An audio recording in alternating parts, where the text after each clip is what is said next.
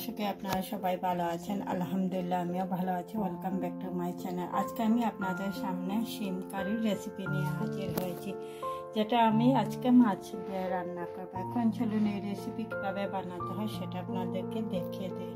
শিম দিয়ে মাছের তরকারি রান্না করার জন্য আমি এখানে 1 কিলো শিম নিয়েছি, যেগুলোকে কেটে ধুয়ে রেখে দিয়েছি। স্বাদ মতো লবণ, একটা পেঁয়াজের পেস্ট করে নিয়েছি, ফ্রিজিং ধনিয়া পাতা, তেল এবং 6 পিস নিয়েছি রৌ মাছ। আজকে আমি এটা রৌ মাছ দিয়ে রান্না করবো এবং বাকি যে মশলা উপকরণ হলুদ এবং লাল মরিচের পাউডার সেটা রান্না করার সময় আপনাদেরকে পরিমাণটা বলে দেবো। এখন চলুন কীভাবে আজকের এই শিম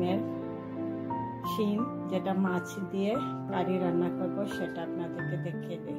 ছিল একটা ফ্রাই প্যান বসিয়ে দিয়ে প্রথমে আমি এটাতে 1 টেবিল স্পুন তেলটা দিয়ে দিয়েছি। আর তেলটা গরম হওয়ার পর আমি এটাতে মাছগুলো প্রথমে বাঁচার জন্য প্রথমে মাছের উপর দিয়ে দিচ্ছি একটু লবণ এবং তারপর 1 চিমটি হলুদের পাউডার এবং 1 চিমটি লাল মরিচের পাউডার দিয়ে মাছগুলোকে একটু মাখিয়ে নেব।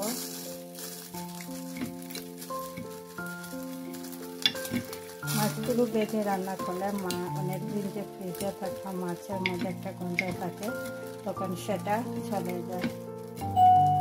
মাছগুলো দিয়ে দিচ্ছি।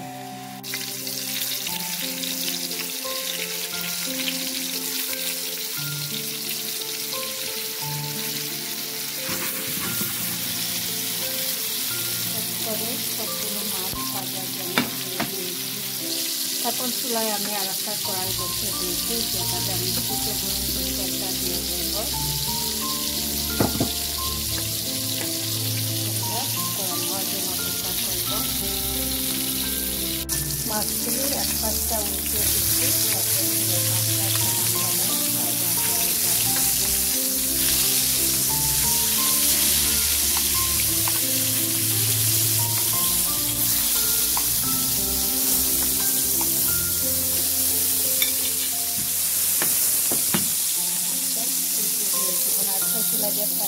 কড়াই বসিয়ে দিয়েছিলাম, সেটাতে আমি পেঁয়াজের পেস্টটা দিয়ে দিয়েছি।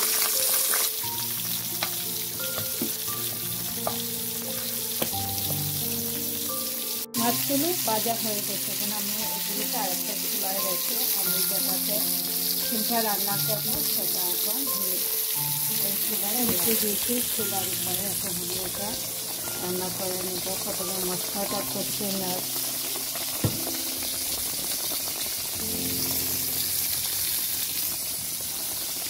মশলাটা করে একটু লবণ দিয়ে দিচ্ছি।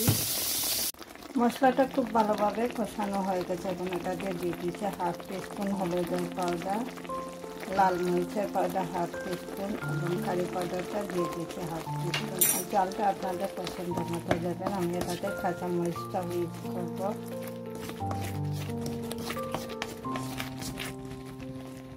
আবার মশলাটা কষানোর জন্য ঢাকনা দিয়ে রেখে দিচ্ছি।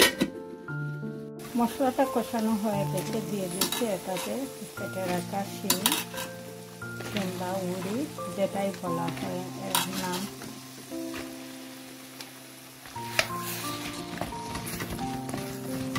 মশলার সাথে মিশিয়ে নিচ্ছি। মশলার সাথে মিশানো হয়ে গেছে, এগুলোকে ঢাকনা দিয়ে রেখে দিচ্ছি। ঢাকনাটা সরিয়ে শিমগুলিকে একটু নাড়া দিয়ে দিয়েছি দুবার, যাতে এটা নিচে পুড়ে না যায়। আবারও এগুলোকে ঢাকনা দিয়ে রেখে দেবো শিমটা সিদ্ধ হওয়ার জন্য।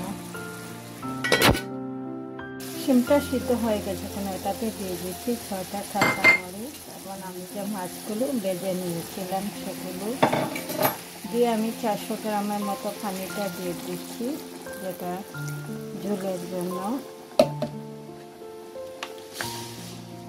আবার একটু নেড়ে নিচ্ছি। গ্রাম পানি দিয়েছিলাম, আমার মনে হচ্ছে আর একটু ঝোল লাগবে, তাই আরও 200 গ্রামের মতো পানি দিয়ে দিয়েছি। টোটাল আমি 600 গ্রাম পানি দিয়েছি। আবার ওগুলোকে ঢাকনা দিয়ে রেখে দিচ্ছি।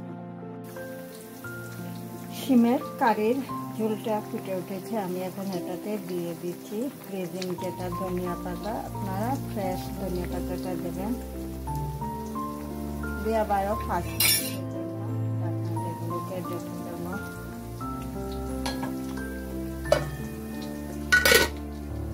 দিয়ে রান্না করা শিমের কারিটা তৈরি হয়ে গেছে। আমি এখন চুলা থেকে নামিয়ে দেখে দিচ্ছি কীরকম হয়েছে আজকের এই শিম কারির রেসিপি। শিম দিয়ে রান্না করা শিম কারির রেসিপিটা তৈরি হয়ে গেছে। আমি একটা সার্ভিং বাটির মধ্যে নিয়ে দেখে দিচ্ছি কীরকম হয়েছে আজকের এই কারির রেসিপি।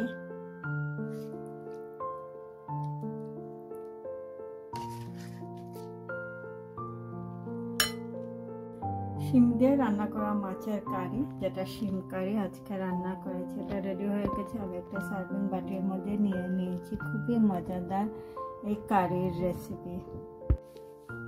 শিমের কারির রেসিপিটা আজকে আমি সাদা ভাতের সাথে পরিবেশন করেছি, সাথে দিয়ে দিয়েছি এক পিস লেবু। আশা করি আজকের ভিডিও আপনাদের ভালো লাগবে, আর ভালো লাগলে লাইক কমেন্ট এবং ফ্রেন্ডদেরকে শেয়ার করবেন। আর আপনারা চাইলে আমার ইউটিউব চ্যানেলে আরও অনেক মাছের রেসিপি কিংবা শিম দিয়ে বানানো আরও অনেক রেসিপি আছে, চাইলে সেগুলো আপনারা দেখে নিতে পারবেন। সবাই ভালো থাকেন, সুস্থ থাকেন। ইনশাআল্লাহ আবারও নতুন কোনো ভিডিও নিয়ে আপনাদের সামনে হাজির হব। আল্লাহ হাফেজ।